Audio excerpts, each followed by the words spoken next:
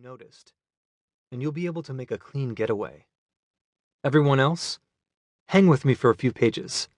Yes, even those of you who think my conception was unnatural, or pity me for my tragic upbringing, and are convinced that I'm effectively a victim of child abuse. I don't expect my story to convince every one of you that being gay isn't a choice, or that same-sex marriage should be legal, or even that I reached adulthood undamaged by the sexuality of my parents.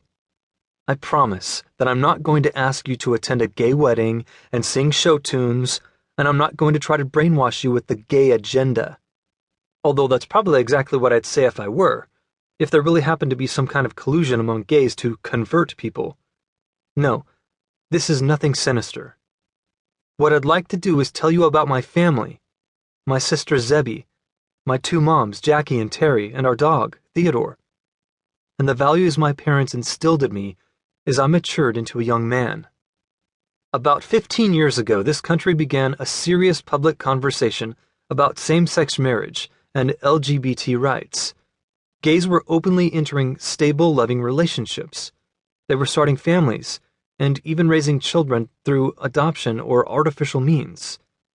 Naturally, they wanted to have access to the civil rights liberties and protections married straight parents enjoy and use every day to protect their families and loved ones. But some folks didn't want that. It was and is a contentious and difficult issue, an issue that has only gotten larger as more and more gay people come out of the closet, settle down, start families, and have kids. Since the conversation began, a lot has been said and written about the kids being raised in gay families. By the way, I find this label silly.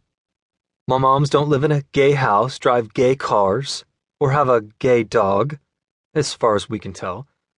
But we, the kids of gay parents, haven't really contributed much because we were busy growing up. And adolescence is hard enough as it is, without having to respond to society's incessant questions about your family structure. Further, even though there are an estimated 2 million children of LGBT parents in the United States, of the folks I know raised by openly gay parents, none of us are more than 25 years old. I didn't have to be the kid to write this book. I wasn't trained for this, or groomed to be a spokesperson. I was never instructed in the dark arts of subliminal messaging, and I didn't ask to become the subject of a national and, believe it or not, international media attention because of who my moms are. I just wanted to defend my family. Had that defense, my testimony before the Iowa House Judiciary Committee, passed unnoticed or never been submitted in the first place, I never would have been forced to confront the skeptics' questions that came after the committee hearing. I definitely had been asked questions about my parents while growing up, but they were most often aesthetic in nature and largely non-invasive. Usually those asking were either too polite to intrude, or, more often among the inquisitive members of my generation, they figured that having gay parents really wasn't a big deal. As I got older, the questions slowed to a trickle, and then stopped almost altogether. But that changed. After my testimony went viral, conservative bloggers and talk radio hosts ripped my words apart, offering line-by-line analysis and condescending, often dehumanizing personal suggestions to miscreants and child abuse victims like me. All this in response to a teenager's 600-word, 3-minute speech.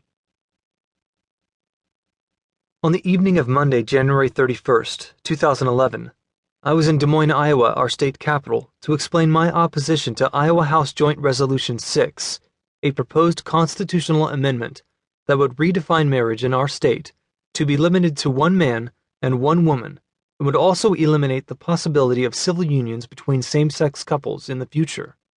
This is a debate still being waged in all 50 states and across much of the world.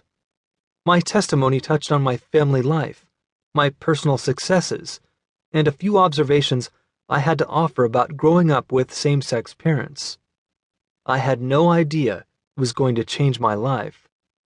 The following morning, the Iowa House Democrats posted a video of my speech on YouTube without my knowledge.